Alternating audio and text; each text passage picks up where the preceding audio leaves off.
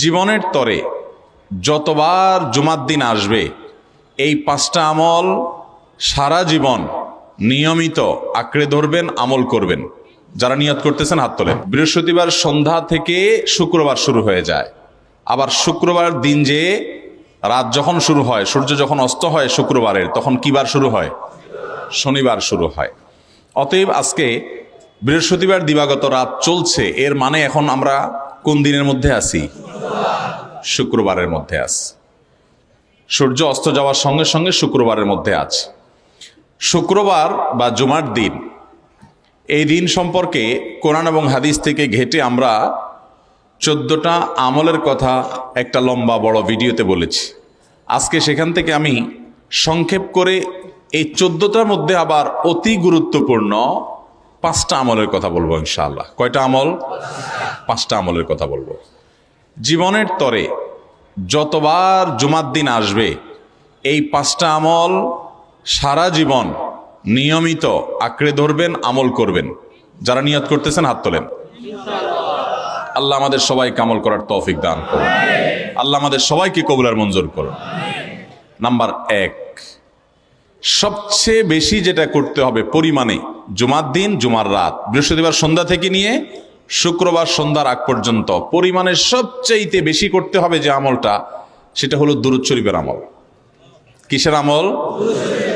ভাইরা, দুরূদ এমন একটা আমল, আপনি যদি শুধু দুরূদের এই আমলটাকে আঁকড়ে ধরেন, সবসময় আপনার মুখ দিয়ে দুরূদ বের হতে থাকে, পড়তে থাকেন, তো নবী করিম সাল্লাল্লাহু আলাইহি সাল্লামের ভাষ্য অনুযায়ী, তার ওয়াদা অনুযায়ী, ইদান তুকফা হাম্মুক ওয়া তুগফার যামবুক, তোমার যত পেরেশানি আছে নবী সাল্লাল্লাহু আলাইহি সাল্লাম বলেছেন, এই সব পেরেশানি দূর করার জন্য এই দুরূদের আমলটা যথেষ্ট হবে ইনশাআল্লাহ। এবং গুনাহ মাফের জন্য এই দুরূদের আমলটা কি হবে? যথেষ্ট হবে।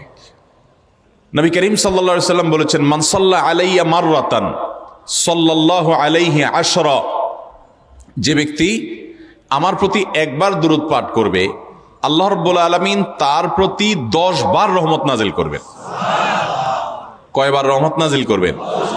আপনার জীবনে 10টি জায়গায় খুব ক্রাইসিসে পড়ে গেছেন, কোনো জটিল সিচুয়েশনে মুখোমুখি হয়ে গেছেন, বিপদের মধ্যে পড়ে গেছেন, ওই জায়গায় আল্লাহর রহমত পাবেন। এরকম একবার দুরূদ পাঠ করবেন হক আদায় করে, যথাযথভাবে মহব্বতের সাথে 10 বার আপনার জীবনে আল্লাহ তাআলা অনুগ্রহ নাজিল করবেন।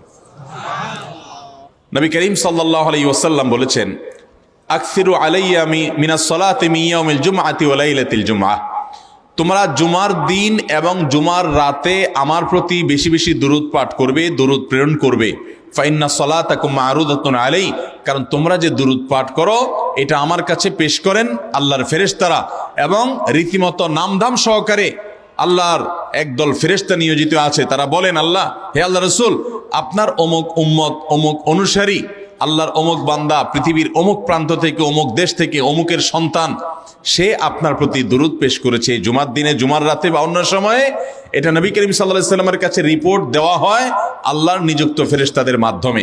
আপনি যখন দুরূদ পাঠ করবেন, আপনার ভিতরে এই ফিল হবে যে আমি দুরূদ পাঠ করছি, আর আমার নবীর কাছে এটা উপস্থাপিত হচ্ছে আমার নাম ধাম, আমার রিপোর্ট সহকারে। এই জন্য শুক্রবার দিন এবং রাত, অর্থাৎ বৃহস্পতিবার সন্ধ্যা থেকে নিয়ে শুক্রবার সন্ধ্যা পর্যন্ত এই 24 ঘন্টার মধ্যে নবী করিম সাল্লাল্লাহু আলাইহি সাল্লামের ভাষ্য খেয়াল করেন, আকসিরু আলাই। ওলামায়ে কেরাম জানেন, নবী আলাইহিস সালাম সাধারণত কোনো আমল পরিমাণে বেশি করতে বলতেন না। পরিমাণে বেশি করতে বলার মতো আমল খুব কম ইসলামে। গোটা কোরআন যদি খোলেন আপনি, পরিমাণে অধিক করতে বলা হয়েছে এরকম আমল খুব বেশি পাবেন না। তোমরা বেশি বেশি করে নামাজ পড়ো, বেশি বেশি করে রোজা রাখো, এরকম কথা কোরআন হাদিসে নাই। অবশ্যই একজন ইমানদার 5 ওয়াক্ত ফরজ নামাজের পাশাপাশি অধিক পরিমাণে নফল নামাজও পড়বেন, সেটা ভিন্ন কথা। কিন্তু কোরআনে বেশি পরিমাণে আল্লাহর জিকির করার কথা বলা হয়েছে। আর নবী করিম সাল্লাল্লাহু আলাইহি সাল্লাম বৃহস্পতিবার সন্ধ্যা শুরু হলে শুক্রবার সন্ধ্যার আগ পর্যন্ত বেশি পরিমাণে করতে বলেছেন যে কাজটা, সেটা হলো দুরূদ শরীফের আমল। অতএব ভাইরা আমার, বৃহস্পতিবার সন্ধ্যা থেকে নিয়ে শুক্রবার সন্ধ্যা পর্যন্ত, আপনি দোকানদার মানুষ, বৃহস্পতিবারে ব্যবসা করছেন, দোকানদারি করছেন, কোনো অসুবিধা নাই। আপনার অবসর সময়গুলোতে মুখ দিয়ে দুরূদ পড়তে থাকবেন। দুরূদের মধ্যে সবচেয়ে শ্রেষ্ঠ দুরূদ হলো নামাজে যেটা পড়েন, দুরূদ ইব্রাহিম, আল্লাহুম্মা সাল্লি আলা মুহাম্মদ ওয়া আলা আলি মুহাম্মদ কামা সাল্লাইতা আলা ইব্রাহিম ওয়া আলা আলি ইব্রাহিম ইন্নাকা হামিদুম আল্লাহুম্মা বারিক আলা মুহাম্মদ ওয়া আলা আলি মুহাম্মদ কামা বারাকতা আলা ইব্রাহিম ওয়া আলা আলি ইব্রাহিম ইন্নাকা হামিদুম। তাহলে দুরুদের এই আমলটা এটা করার জন্য আল্লাহ তাআলা এমন সহজ করে দিয়েছেন যে ওযুর প্রয়োজন নাই, আপনার ওযু নাই, তারপর আপনি দুরুদ পাঠ করতে পারবেন। এবং আপনি এই বড় দুরুদ পড়ার মতো সময় নাই, তো আপনি একেবারে সবচেয়ে সংক্ষিপ্ত দুরুদ পড়েন সাল্লাল্লাহু আলাইহি ওয়াসাল্লাম, তাতেও দুরুদ পাঠের সওয়াব পাবেন। চেষ্টা করবো তো ইনশাআল্লাহ। শুক্রবার আসবে, দুরুদ বেশি বেশি করে পাঠ করব। আপনি দোকানে কাজ করেন, আপনার দোকানে আপনার সহকর্মী আরো কাজের লোক আছে, আপনি সবাইকে স্মরণ করাবার জন্য নিজে জোরে জোরে দুরূদ শরীফ পড়বেন এবং বলবেন যে শুক্রবার শুরু হয়ে গেছে, সবাই দুরূদ শরীফের আমল করো। ভাইরা আমার, আমি আমার জীবনের কথা বলতে পারি। আমার জীবনে ওই যে হাদিসের উপরে ইয়াকিন এবং বিশ্বাস আলহামদুলিল্লাহ ছিল, আমার জীবনে আমি অনেকবার দেখেছি এরকম জটিল পরিস্থিতি হয়েছে যে দেয়ালে পিঠ ঠেকে গেছে। আপনি বললেও উনি ওনার ছেলের দিকে কেয়ার করবে, কিন্তু আপনি এটা বলার কারণে তার নৈকট্য পাবেন কি পাবেন না, তার সিম্প্যাথি পাবেন কি পাবেন না। আরশ আজিমের মালিক তার হাবিবকে এত মহব্বত করেন, তিনি তার হাবিবের প্রতি এমনিতেই রহমত নাজিল করবেন, তাকে বিভিন্ন মর্যাদা আগে থেকেই দেওয়ার ঘোষণা দিয়ে রাখছেন। কিন্তু আপনি আমি দোয়া করলে আল্লাহ তাআলা তার মাধ্যমে আমাদের ভাগ্যকে সুপ্রসন্ন করে দিবেন। দুরুদের আমলকে জীবনের তরে আঁকড়ে ধরবেন ভাই, শুধুমাত্র জুমার দিন আর জুমার রাত না, সব সময় অধিক পরিমাণে। এরাবিয়ানদের মধ্যে আমলটা খুব বেশি আছে, তাদের দেখবেন তারা দুইটা আমল, মুখে দুইটা আমল, ভালো মন্দ তাদের মধ্যেও আছে, কিন্তু এই দুইটা আমল তাদের মধ্যে খুব ভালো। বেশিরভাগ মানুষই দেখা যায় অবসর সময়ে আস্তাগফিরুল্লাহ ইস্তিগফার করছে অথবা দুরুদের আমল করছে। আমাদের অবসর সব সময়গুলো নিয়ে গেছে মোবাইল ফোন। ভাইরা আমার, 4 বছর 5 বছর 6 বছর 7 বছর 10 বছর ধরে মোবাইল টিপতেছেন, ফেসবুক টিপতেছেন, ইউটিউব টিপতেছেন। বুকে হাত দিয়ে আমাকে জবাব দেয়া লাগবে না, নিজের বিবেককে একটু জবাব দেন। এই 10 বছর ফেসবুক, ইউটিউব, টিকটক, হোয়াটসঅ্যাপ টিপে আপনার অর্জন কি হয়েছে একটু হিসাব মিলান। এই যে স্ক্রল করতেছেন আঙ্গুল দিয়া, ঘন্টাকে ঘন্টা এই আঙ্গুল দিয়ে টানছেন টানছেন, নিচের দিকে যাচ্ছেন স্ক্রল করে ফেসবুকে, ইউটিউবে, একের পর এক। আপনার জীবনে অর্জনটা কি হয়েছে বলেন? ভাইরা আমার, এই মোবাইলের নিয়ন্ত্রণ করতে হবে, প্রয়োজনে ব্যবহার করতে হবে, কিন্তু এটাকে অনিয়ন্ত্রিত ব্যবহার করা যাবে না। একেবারে যখন তখন সারাদিন টিপাটিপি করলেন। আজকাল তো পোলাপান টয়লেটে গেলেও নিয়ে যায়। আল্লাহ তাআলা আমাদেরকে এই রোগ থেকে বেঁচে থাকার তৌফিক দান করুন। ভাইরা আমার, জীবনটাকে পরিবর্তন করতে হয়, সারা জীবন তো একরকম থাকলে হবে না। বহুত পাগলামি করেছি, আসুন নিজেকে সংশোধন করি। তাহলে জুমার দিন উপলক্ষে 1 নম্বরের আমল বলেছি, বেশি বেশি কোন আমল করতে হবে? সারা জীবন মনে রাখবো তো ইনশাআল্লাহ। বাসা বাড়িতে পরিবারের লোকদেরকে মনে করাবো তো ইনশাআল্লাহ। আমি আমার ড্রাইভার থাকুক, আমার ছেলে মেয়ে থাকুক, আমার পরিবারের লোক থাকুক, আমি আমার কথা আপনাদের বলি উৎসাহের জন্য, যে জুমার দিন শুরু হয়ে গেলে শুধু আমি না, আমার পরিবার অন্যান্যরাও একে অন্যকে আমরা স্মরণ করে দিই। কে কে দুরূদ পড়তে কতবার পড়ছো, কেউ পড়ছে কিনা একবারও, সন্ধ্যা হয়ে গেছে, অনেক হয়ে গেছে, সবাই শুরু করি। আমলটা করবো তো ইনশাআল্লাহ। নাম্বার 1। নাম্বার 2, জুমার দিন উপলক্ষে অন্য যে কোনো দিনের চাইতে জুমার দিন অর্থাৎ শুক্রবারের ফজর নামাজ পুরুষরা মসজিদে জামাতের সাথে পড়বেন, জামাতের সাথে পড়ার নিয়ত করবেন পাক্কা। কারণ অন্য যে কোনো দিনের ফজর নামাজ না, শুধুমাত্র যত নামাজ আছে, নবী করিম সাল্লাল্লাহু আলাইহি সাল্লাম বলেছেন আফদালুস সালাওয়াতে ইনদাল্লাহ, আল্লাহর কাছে দুনিয়ার সব নামাজের মধ্যে 5 ওয়াক্ত সাধারণ নামাজগুলোর মধ্যে সবচাইতে উত্তম নামাজ হলো সলাতুল ফজরে মাআল জামাআতে ইয়াউমাল জুমআ। জুমার দিন ফজরের নামাজ জামাতের সাথে আদায় করা হলো যত নামাজ আছে এর মধ্যে সবচেয়ে শ্রেষ্ঠ নামাজ। তাহলে জুমার দিনে এই বিষয়টা বিশেষভাবে খেয়াল রাখবো। জুমার দিন ফজর নামাজটা পুরুষরা কোথায় পড়বো? এবং সেটা বৃহস্পতিবার থেকে পরিকল্পনা শুরু করবো যে কালকের ফজর নামাজ যাতে কোনো অবস্থাতে আমার মিস না হয়। আমাদের আখিরাতের ব্যবসা এটা ভাই, আখিরাতের কারেন্সি সংগ্রহ করা। যত খুঁটে খুঁটে ভালো ভালো আমলগুলো করবেন, আপনার আমল নামাতে আমল সওয়াব জমা হতে থাকবে। চেষ্টা করবো তো ইনশাআল্লাহ। আমাদেরকে শয়তান অন্যদিন ফজরের নামাজ পড়ার সুযোগ হলেও শয়তান এমনভাবে আমাদেরকে ধোঁকা দেয়, শুক্রবারে ফজরটা পড়াটা সবচেয়ে বেশি কঠিন হয়ে যায়। কেন জানেন?